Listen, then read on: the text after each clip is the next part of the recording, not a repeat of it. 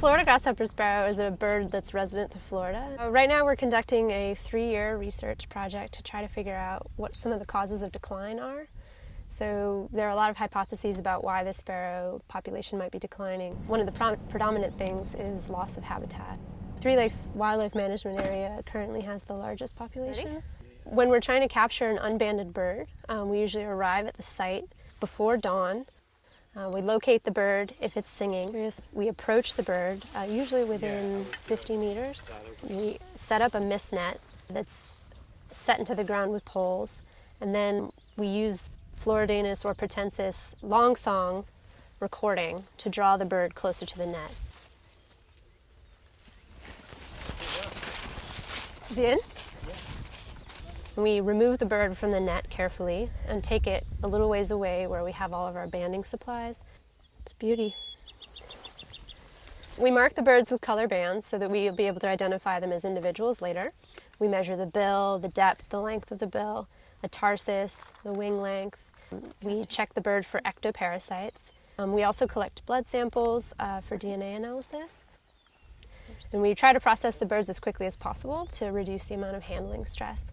As soon as we're done taking all those measurements, we release the bird at the original site.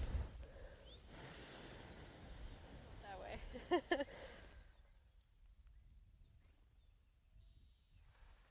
Florida grasshopper sparrows have very low nest success.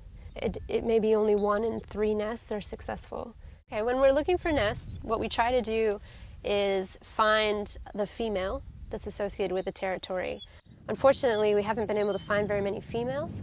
We don't know if that's because there aren't very many females left in the population, or if it just has to do with how cryptic they are. Another method that we use for nest searching is just systematic walking through a bird's territory, where we carefully walk, scanning the ground for signs of a nest. Their nests are very hard to find. They're constructed out of dead grass, and they're built with a dome. So even if you're looking down on the nest, you can't actually see any eggs or any indication that it is a nest.